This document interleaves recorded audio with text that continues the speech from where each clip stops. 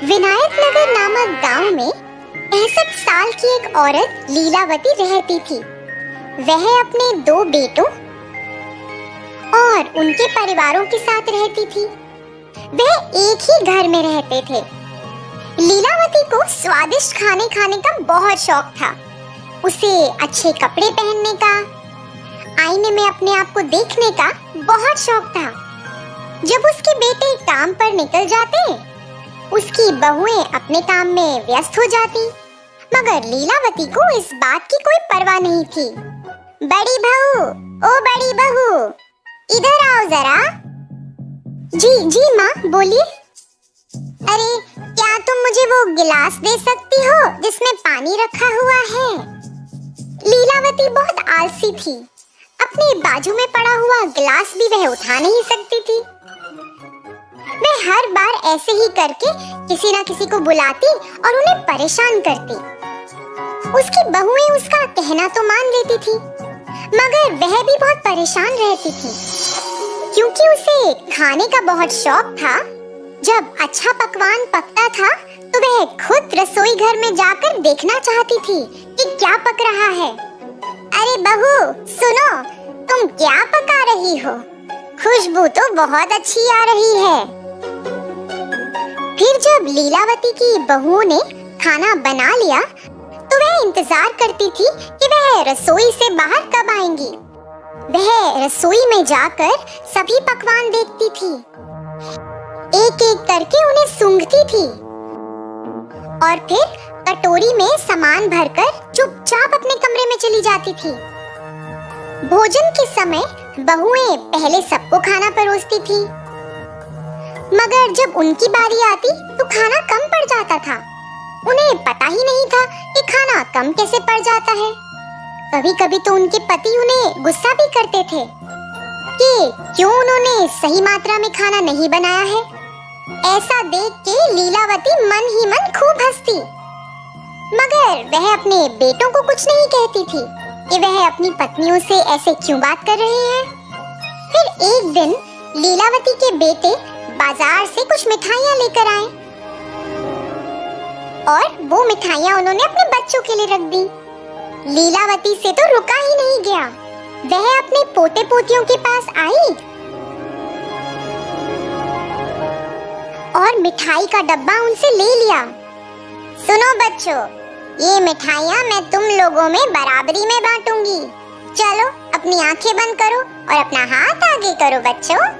ऐसा सुनकर बच्चों ने वैसा ही किया जैसे उनकी दादी माँ ने कहा। फिर लीलावती ने उस डब्बे में से कुछ मिठाइयाँ चुपचाप अपने पास रख ली और बाकी की मिठाइयाँ बच्चों को दे दी और फिर चुपचाप अपने कमरे में चली गई। ये ही नहीं, वह तो अपनी बहुओं की साड़ियाँ भी चुराती थी। जब उसकी बहुएं साड़ियों को तार पे सूखने के लिए टांगती, वह चुपचाप साड़ियाँ ले जाती। उसकी बहुएं परेशान हो जाती कि ऐसा किसने किया है। उन्हें लगता कि साड़ियाँ कहीं गुम हो गई हैं।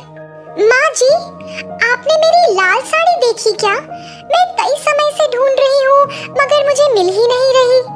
मैंने उसे सूखने के लिए तार पे डाला था। क्या आपने देखी है? नहीं बहू, मैंने नहीं देखी। मुझे लगता है वो पड़ोस की राधा ने ऐसा कुछ किया है। कल मैंने वो साड़ी उसके पास देखी थी। हाँ माँ जी, मेरी साड़ी भी गुम चुकी है। मुझे लगता है ये राधा का ही काम है। तुम दोनों को उसके पास जाकर बात करनी चाहिए। ऐसा बोलकर उसने अपनी बहुओं को बहकाया। जैसा उनकी सास ने कहा, वह दोनों अपनी पड़ोसी राधा के पास गईं और लड़ने लगीं। राधा की तो कोई गलती ही नहीं थी और उन्हें लड़ता देख लीलावती दूर से हंसने लगी। इनको तो पता ही नहीं चलेगा कि ये मैंने किया है।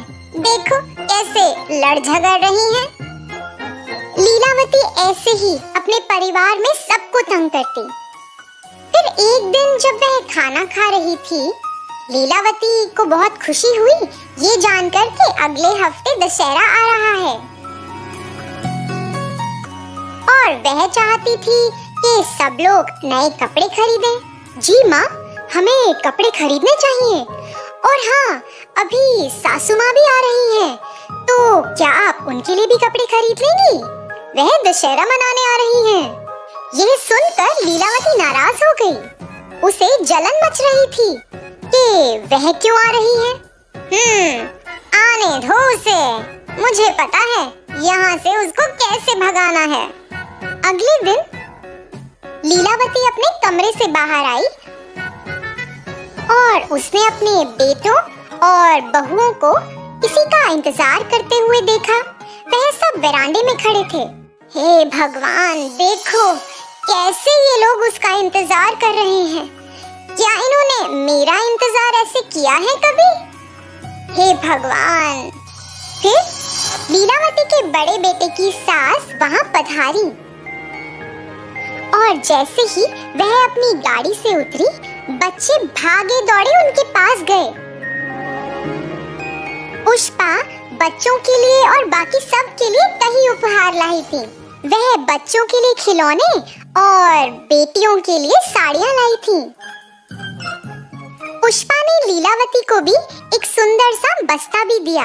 लीलावती ने वह बस्ता तो कबूल किया और चुपचाप अपने कमरे में चली गई और फिर बाहर आई।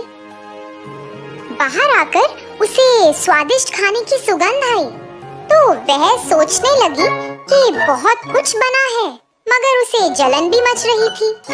ये देखो, इन बहुओं ने मेरे लिए कभी इतने सारे स्वादिष्ट पकवान बनाए हैं। अभी मैं इनको मजा चखाती हूँ। फिर ऐसा सोचते हुए वह इंतजार करने लगी कि कब उसकी बहुएं रसोई से बाहर आएं। जैसे ही वे दोनों रसोई से बाहर आई, चुपचाप लीलावती रसोई घर में चली गई और पकवान में उसने खूब सारी मिर्च डाल दी। फिर जैसे ही सबने खाना शुरू किया, सब लोगों से खाया ही नहीं गया। सबको खूब मिर्च लग रही थी। सब तो पानी के लिए तड़पने लगे, मगर लीलावती ने तो खाने को छुआ तक नहीं था। मगर उसे ऐसा लगा कि सबको शक हो जाएगा कि उसने कुछ गड़बड़ की है, तो वो भी नाटक करने लगी कि उसे भी खूब मिर्ची लगी और पानी के लिए तरसने लगी। मगर पुष्पा को शक हुआ। पुष्पा ने लीलावती को कुछ ना खाते हुए देख लिया था। उसे ऐसा लगा कि कुछ तो गड़बड़ है। पुष्पा ने लीलावती पर नजर रखनी शुरू कर दी। फिर ऐसे ही कुछ दिन बीत गए। पुष्पा ने ऐसा देखा कि लीलावती बच्चों से मिठाइयाँ चुराती है और अपनी बहुओं की साड़ियाँ चुराकर उस बस्ते में रखती है।